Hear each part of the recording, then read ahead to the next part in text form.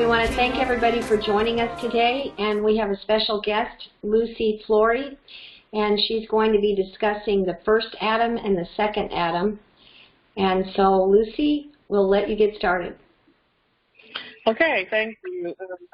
This teaching is about the difference between the first Adam and the second Adam, and how the first Adam, who was the original Adam, had authority in the earth but failed, and then required a second Adam. And it has a lot to do with authority, and we'll see that as we go on in these teachings. It establishes authority in our lives as we're Spirit-filled believers. But I'll go ahead and get started in 1 Corinthians 15:45. So I'm reading out the Amplified.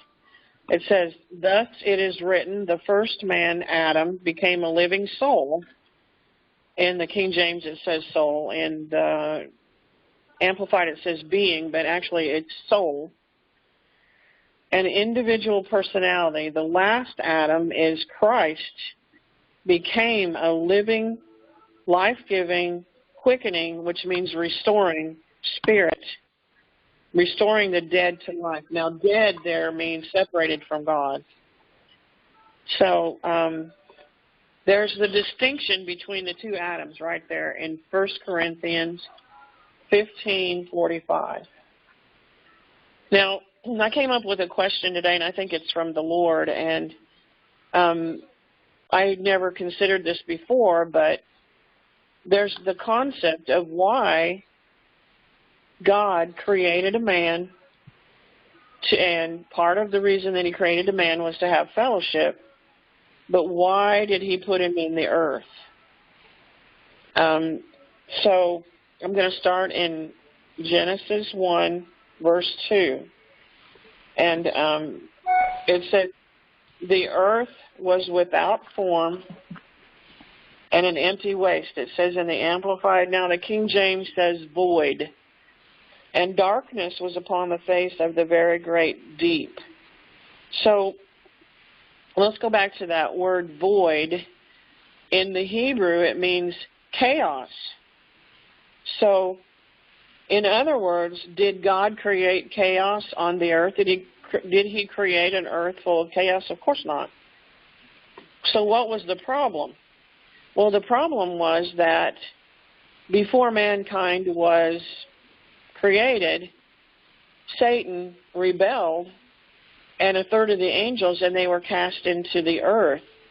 So because they were in rebellion, they were causing chaos in the earth. And because God is a God of restoration and recompense on the enemy and restoration for sin, he placed Adam in the earth. So in Genesis 1:28, God gave Adam a commission and a covenant. So I'll read it to you. It says, Genesis 1:28, "And God blessed them and said to them, Be fruitful, multiply, and fill the earth." And in the King James it says replenish. Now replenish means fill up again. So the earth was full of something else, which was evil spirits, which were fallen angels, and Satan. And then the Lord said, "And then subdue it." So he was commissioned not only to fill the earth with mankind, which before they fell, they were pure and holy, speaking only the word of God because they were pure. He intended for mankind to fill the earth with the word of God because that's what they spoke. So in order to do that, they had to subdue it, which meant that they had to destroy the works of Satan and the fallen angels. And then the Amplified goes on and says, using all of its vast resources in the service of God and man. Now, that is added on by the Amplified, but it means Adam could use any kind of creation in the earth to subdue it. In other words, he had authority over the fish of the sea, the birds of the air, and over every living creature that moves upon the earth. So he was given authority in the earth, under the earth, and in the atmosphere. And that was his realm of authority. Now, vast resources of the earth also means energy, gold, oil, whatever that was there, but also Jesus was using authority over natural powers of the earth, like he had authority over the sea, to calm it. He could multiply things. He could change things, mutate things. So in other words, Adam was given authority over the natural forces of the earth, like gravity. He could remember all the names of the animals. There was no limitation to his power, in other words, as long as it had to do with the earth and the atmosphere. So there was no limit as long as he was not in sin. So then we all know that Adam, under the influence of Eve, partook of the tree of the knowledge of good and evil, which was forbidden. So he, under the influence of the serpent, which Satan probably entered into,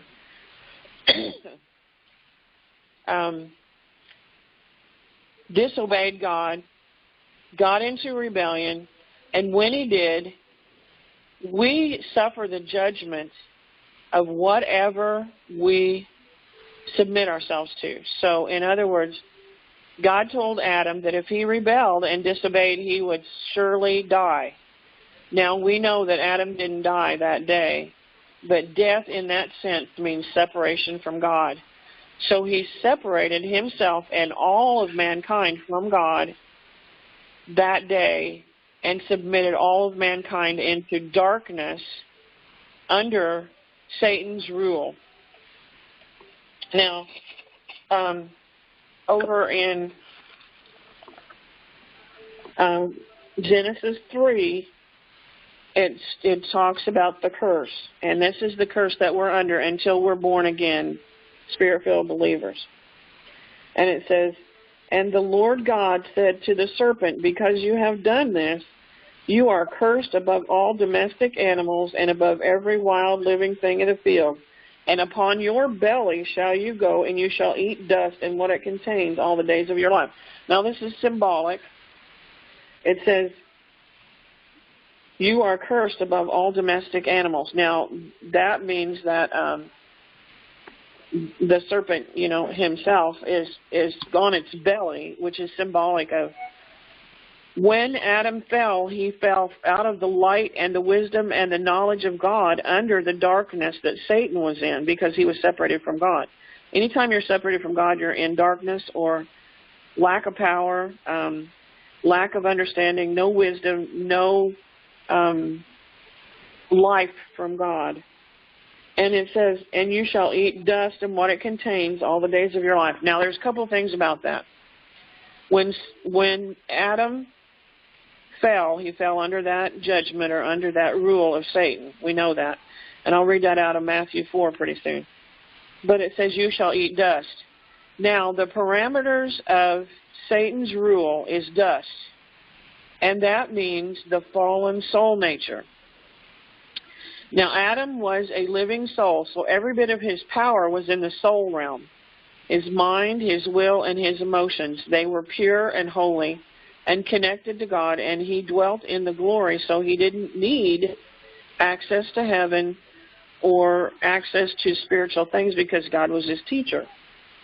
But Satan and mankind who's not born again are subject to the fallen estate or condemned estate of the soul. So anyone who's not born again, their mind, their will, and their emotions are Satan's playground. That's where he's bound to. he can only manifest himself in the mind, the will, and the emotions, and that also affects our physical body. And it says, and I will put enmity between you and the woman, and between your offspring and her offspring. Now that's talking about Jesus, her offspring.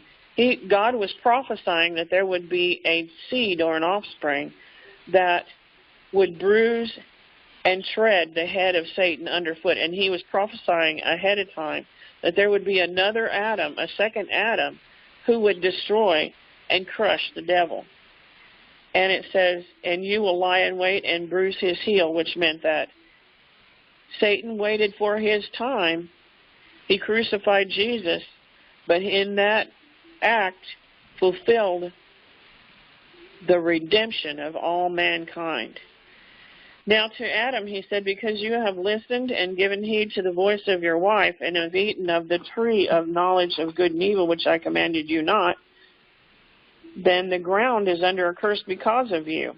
And in sorrow and toil shall you eat of the fruits of it all the days of your life. Thorns and thistles shall it bring forth for you, and shall eat of the plant of the field.